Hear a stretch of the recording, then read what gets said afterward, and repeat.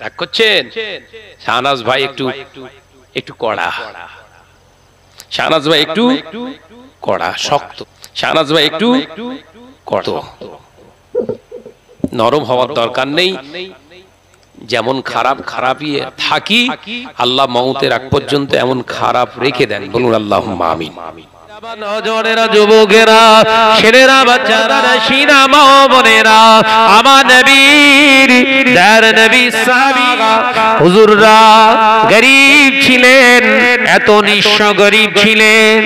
হিজরত করার কারণে পরদীয় বস্ত্রটা তাদের এত ছোট ছিল। আসহাবে সুফফা রিদওয়ানুল্লাহি তাআলা আলাইহিম আজমাইন এত কষ্ট স্বীকার করেছেন ও বাবাজিরা, কিন্তু হারামের দ্বারস্থ হননি। ও নজরেরা, মুরব্বিয়ানা গনেরা, আল্লাহ নবী দয়ার নবী রাহমাতাল লিল আলামিন বলতেন, ও আমার সাহাবীরা, দুনিয়ার জমিনটা এই মুমিনদের জন্য কয়েদখানা, কয়েদখানা। এই দুনিয়াটা মুমিনদের জন্য কয়েদখানা। বাবা সাহাবীরা, এখানে কষ্ট স্বীকার করো, হালালিয়াতের উপরে জিন্দেগি গঠন করো, হালাল রাস্তায় জীবন ধারণ করো। আমার আল্লাহ বেহেশতের পোশাক পরিয়ে দিয়ে আল্লাহ বেহেশতের একজন অধিবাসী হিসাবে আল্লাহ কবুল করে নেবে। আল্লাহ নবী সাহাবীরা নবীর কথা শুনে, আমাদের নবী রাহমাতাল লিল আলামিন হুজুরের কথা শুনে সাহাবায়ে কেরামেরা আরাম ভোগ বিলাসের কথা ভুলে যেতেন। ও বাবাজিরা, সোনার চাঁদ মানিকেরা, দয়া করে বোঝার চেষ্টা করুন। আল্লাহ নবী শেখাচ্ছেন, এরপরে নামাজের মুসাল্লা, দাঁড়ানোর জায়গাটা তোমার পাক দরকার। যেইখানটায় দাঁড়াবে তুমি, দাঁড়িয়ে নামাজ আদায় করবে, নামাজের মুসাল্লাটা পাক হতে হবে। ও বাবাজিরা, আপনি বলছেন শাহনাজ ভাই আমাকে মক্কা শরীফ থেকে একটা ভালো নামাজের মুসাল্লা এনে দিয়েছিল, তার উপরে দাঁড়িয়ে আমি নামাজ পড়ি, আমার জায়গাটা হলো পাক। পাক মসজিদে সাদা ধবধবে চকচকে মার্বেলের উপরে নামাজ পড়ছি ভাইজান, একদম পাক।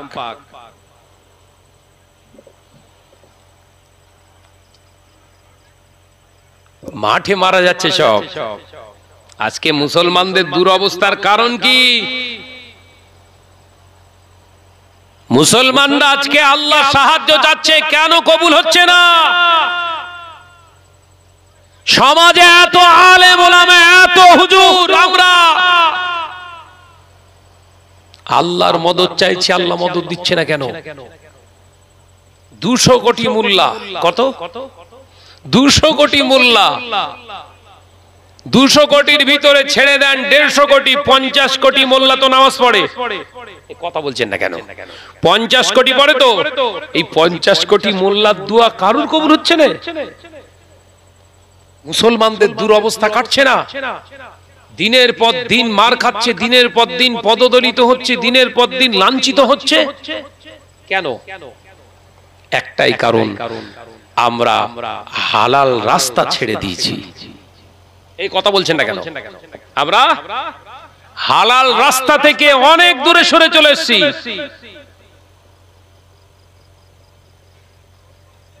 নামাজের মুসাল্লাটা, দাঁড়ানোর জায়গাটা পাক করুন। কি আপনি বলছেন ভাইজান মসজিদে মার্বেল বিছানো আছে, মার্বেলের উপরে দাঁড়িয়ে নামাজ পড়ি, ওই মার্বেলটা যদি লটারি খোর দান করে? কথা বলছেন না কেন?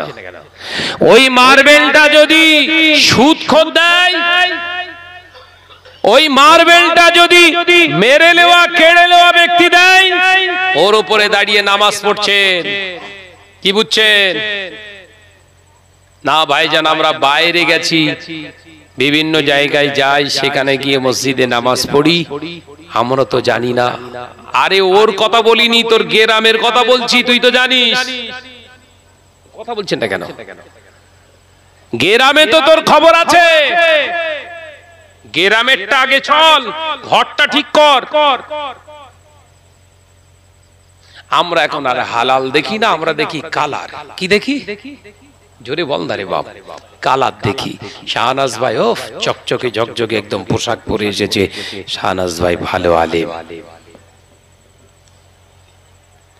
হ্যাঁ, শাহনাজ ভাই দারুন দারুন গজল বলে, শাহনাজ ভাই ভালো আলেম।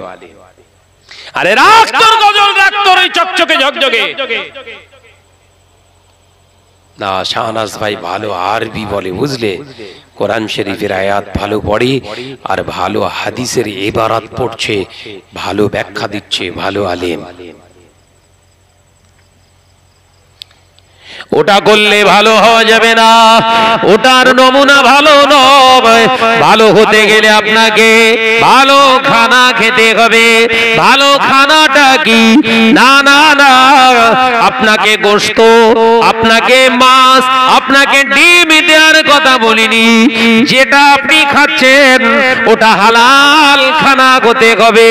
ওই হালাল খানার এফেক্টে পার্শ্ব প্রতিক্রিয়া এতটা হবে। হালাল খানেওয়ালা আল্লাহ ইবাদত কবুল করে থাকে।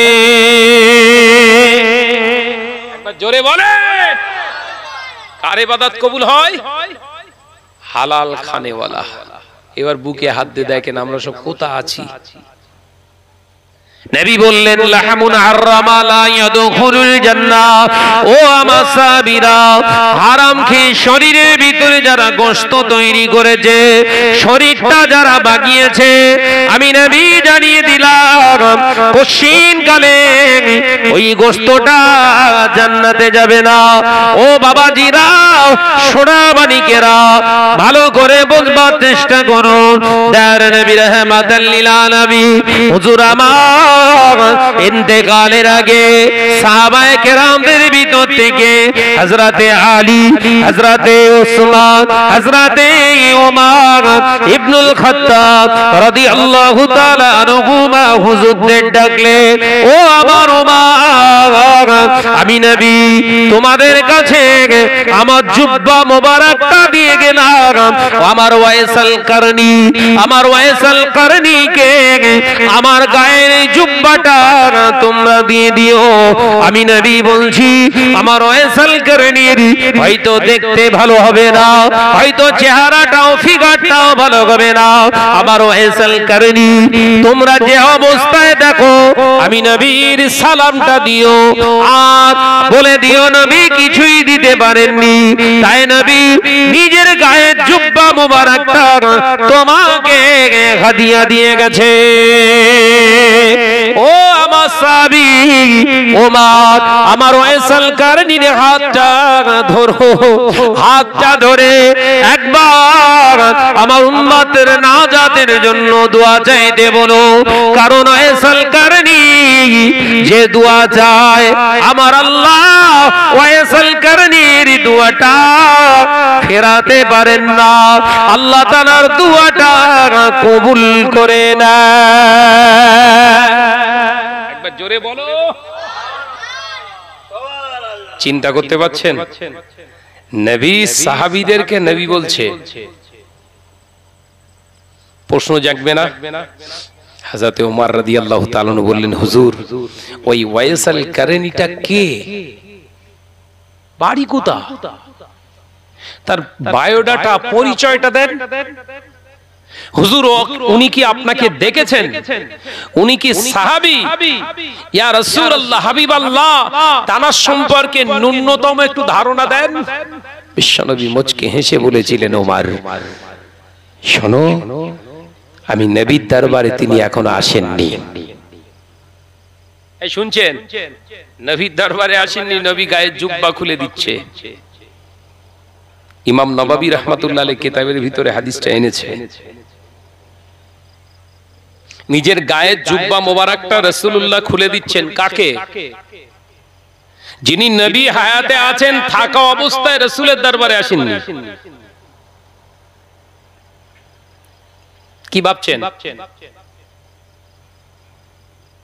কুরআন শরীফে গিয়ে পড়ে থাকলেই হয়ে যাবে নাকি? নীতি আদর্শ পরিবর্তন না করা পর্যন্ত দাদা হুজুরের নেক দোয়া পাবেন না। কথা বুঝতে পারছেন না? মেন্টালিটি, নিজের টেন্ডেন্সিটা চেঞ্জ করেন। দুনিয়ায় সবাই তোমার খারাপ বলুক, কারুর পরোয়া করার দরকার নেই। আল্লাহ রসুল মুজাদ্দিদুজ জামান আল্লাহ ওয়ালাদের দামান ধরে চুপ করে থাকুন, নিজের জীবনটাকে সেই রাস্তায় চালনা করুন। আল্লাহর ওলিদের নেক নজর, তাদের রূহানি দোয়া আপনার নসিবে হয়ে যাবে। একবার জোরে বলুন সুবহানাল্লাহ।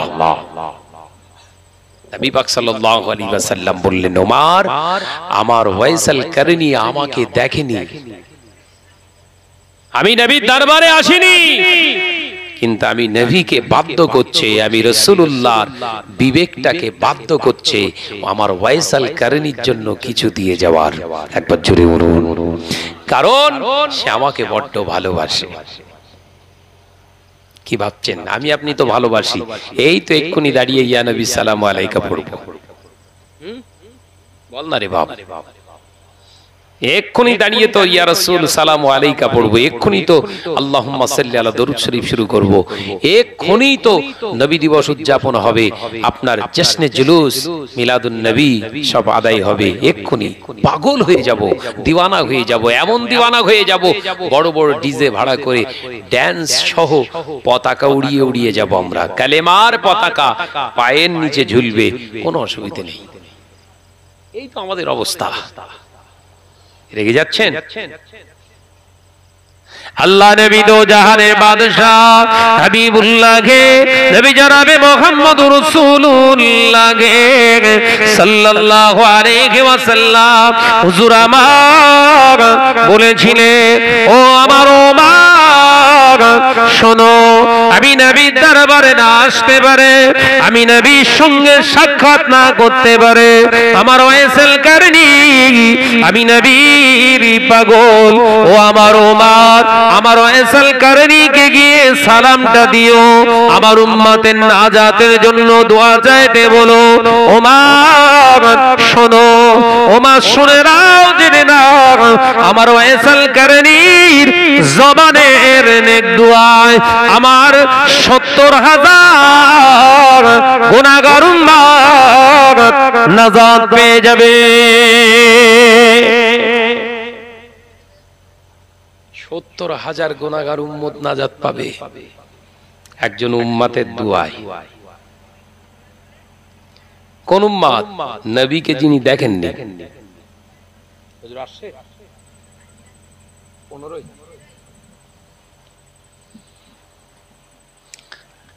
ভাইরা আমার নজনেরা অনেকটা লম্বা, শুধু সংক্ষিপ্ত যে জায়গাটা বোঝাতে চেয়েছি বুঝে নেন।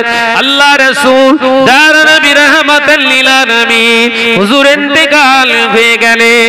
আল্লাহ নবীর ওফাতের পরে, আল্লাহ নবী দুনিয়া ছেড়ে যাওয়ার পরে আল্লাহ নবী সাহাবীরা এক এক করে রাসূল পাকের ওসিয়তনামা পূর্ণ করতে লাগলেন। ও নজনেরা, হযরত ওয়াইসাল কারনী রাহমাতুল্লাহ রাদিয়াল্লাহু তাআলা আনহুর খোঁজ করতে লাগলেন। চতুর্দিকে ফারুক আযম হযরত ওমর রাদিয়াল্লাহু তাআলা আনহু খুঁজে পেলেন। না না না, দেখতে তেমন ভালো না, পাহাড়ি উপত্যকায় হযরতে ওয়াইসাল কারনীর শরীর স্বাস্থ্য তেমন ভালো না, ফিগার তেমন ভালো না, তেমন উন্নত মানের কাপড় পরা নয়। আল্লাহ নবী সাহাবী হযরতে ওমর রাদিয়াল্লাহু তাআলা আনহু গিয়ে সালাম দিলেন, সালামের জবাব দিলেন। হুজুর জিজ্ঞাসা করলেন, আপনি কি ওয়াইসাল কারনী? আল্লাহর মাহবুব বান্দা বলেছিলেন, আমি ওয়াইসাল কারনী কিনা বলতে পারবো না, তবে আল্লাহর বান্দা এতটুকুই জানি। একবার জোরে বলুন না।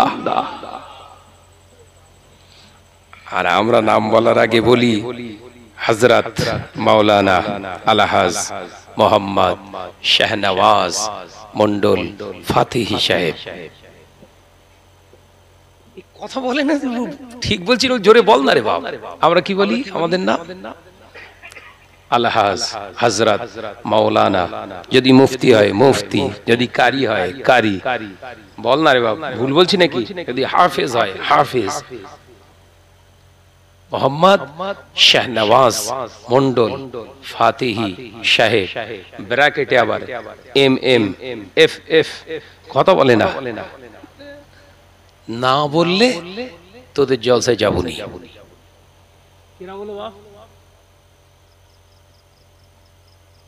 কিরম হলো ভাববেন না আমি কারোর বিরোধিতা করছি, শুধু অ্যানালাইসিস করছি যে আমরা রাসূলুল্লাহর কাছে যেতে পাচ্ছি না, রাসূল পাক সাল্লাল্লাহু আলাইহি ওয়াসাল্লামের নীতি আদর্শ আমাদের ভিতরে নেই, তো যাব কোত্থেকে? আল্লাহ নবী দার নবী হুজুরের পাগল হযরত ওয়াইসাল কারনী রাদিয়াল্লাহু তাআলা আনহু বলেছিলেন, ও নবী পাকের পাগলেরা, আপনারা নবীকে মহব্বত করেন, ভালোবাসেন, আমি আমার নবীকে মহব্বত করি, ভালোবাসি, এতটুকুই আপনাদেরকে জিজ্ঞাসা করি, রাসূলুল্লাহর সুন্নাত আমরা আপনা কেমন করে মেনেছেন, আমল করেছেন? হযরত ওয়াইসাল কারনী যখন বললেন, হযরত ওমর বললেন, প্রতিটা পদক্ষেপে পদক্ষেপে আমরা আমলটা করে আসি। আল্লাহ নবীর পাগল বলেছিলেন, তাহলে কই দেখি আপনার পেটে কটা পাথর বাঁধা আছে? না না, আমার পেটে কেন পাথর বাঁধা থাকবে? ও নবী পাকের উম্মতেরা, হযরত ওয়াইসাল কারনী বলেছিলেন, আমি আমার নবীকে সেই খন্দকের যুদ্ধ থেকে আমার নবীকে আমি মহব্বত করি, আমার নবীকে আমি ভালোবাসি। আমার নবী ওই খন্দকের ময়দানে দেখতে পাওয়া যায় পরিখা খনন করতে গিয়ে ক্ষুধার নিব্রাণ না, ক্ষুধার তাড়না সহ্য না করতে পেরে, নিবৃত না করতে পেরে, ক্ষুধাকে নিজেকে না সামলাতে পেরে পেট মোবারকে পাথর বেঁধেছিলেন। আমি আজও আমার নবীর সেই পাথর মারা সুন্নাত আজও আমল করে আছি। আমি খাবার কম খাই, ও নবী সাহাবী, আমি খাবার কম খাই, আমার রাসূলুল্লাহ খাবার কম খেতেন, আমি আমার নবীর সুন্নাতগুলো খুঁটে খুঁটে আমল করি। আমি আমার বেশভূষা আমি চাই না, আমার এই অন্ধ মাকে নিয়ে আমার জীবন যাপন চলে। আমার মা বেঁচে থাকা অবস্থায় আমি কি করে রাসূলুল্লাহর দরবারে যাব? কারণ যতবার রাসূলুল্লাহর দিকে পা বাড়িয়েছি আমার মা পিছন দিক থেকে আওয়াজ দিয়েছে, ওয়াইস আমাকে ফেলে রেখে যাস নে বাবা। আমি আমার মায়ের অবাধ্য আমি হতে পারিনি, আমার রাসূলকে আমি পাইনি, আমার রাসূলুল্লাহর হায়াতে জিন্দেগিতে পাইনি, তবে আল্লাহ শুকর রাসূল পাকের দরবারে না যেতে পারি, রাসূলুল্লাহর জুব্বা মোবারক আমি পেয়ে গেছি। একবার জোরে বলেন। কিছু বুঝতে পেরেছেন? বড় কুরবানি দিচ্ছেন, বাপ মাকে ভাত দেন না, বইয়ের কথা শুনে বাপ মাকে খেতে দেন না, আর বড় কুরবানি দিচ্ছ, দাও বড় বড় কুরবানি দাও। মাকে মা বলে ডাকো না, হাঁকার মেরে কথা বলো, বাপের সঙ্গে তুই টাকারি করো, বড় বড় কুরবানি দিচ্ছ, আর ঘন ঘন ফুরফুরায় গিয়ে জিয়ারত করছো, করো, কবরে কুচিয়ে ফেলবে একদম। কোচানো বোঝেন তো? এখনো বলছি সিধা হন। মুসলমান সর্ব জায়গায় মার খাচ্ছে একটাই কারণে, আমরা হালাল রাস্তা ছেড়ে দিয়েছি। ভাইরা আমার সোনার মানিকেরা, আলোচনা বাড়াবো না, হুজুর কেবলা আসবে, আসার আগে একটি কথা বলি। আমারই প্রকাশনী কিতাব, আমারই প্রকাশনী কিতাব কিয়ামতের আলামত, যদি পারেন 50 টাকার বিনিময়ে, খুব গুরুত্বপূর্ণ কিতাব, যেখানে সেখানে পাবেন না। কিয়ামতের আলামত হাদিস পাক থেকে খুঁটে খুঁটে খুঁটে খুঁটে বাংলায় আপনাদের জন্য আমি এর ভিতরে পরিবেশন করেছি। যদি পারেন, যে রাসূল পাক সাল্লাল্লাহু আলাইহি ওয়াসাল্লামের 70টা কিয়ামতের পূর্বে আলামতের বর্ণনা করেছিলেন, হাদিস পাক এসেছে, সেই আলামত এতে খুঁটে খুঁটে বর্ণনা করা আছে, বাংলায় পড়তে পারবেন। যারা বাংলা পড়তে পারেন অবশ্যই পড়তে পারবেন কিতাবটা। 50 টাকার বিনিময়ে আপনারা একটি করে কিতাব অন্তত নেয়ার চেষ্টা করেন। আমি আলোচনা শেষ করব, আসুন সকলে মিলে নিজের জীবনটাকে তৈরি করে নিই। যারা করেছেন তাদের দিকে শিক্ষা। আমরা সিলসিলায়ে কুফা শরীফের মানুষ, আমরা আমাদের নীতি আদর্শ থেকে কখনো নিজেদেরকে পিছুপা করে রাখবো না, সেই চিন্তা রেখে আগামী দিনে আমরা এগিয়ে আসি। যাদের কেতাবের প্রয়োজন, মাওলানা সাহেব ভাই যাচ্ছে, আপনারা নেওয়ার চেষ্টা করেন 50 টাকার বিনিময়ে। আসুন একটু দাঁড়াই, বিশ্বনবীর একটু সালাতু সালাম জানাই। ইয়া নবী সালাম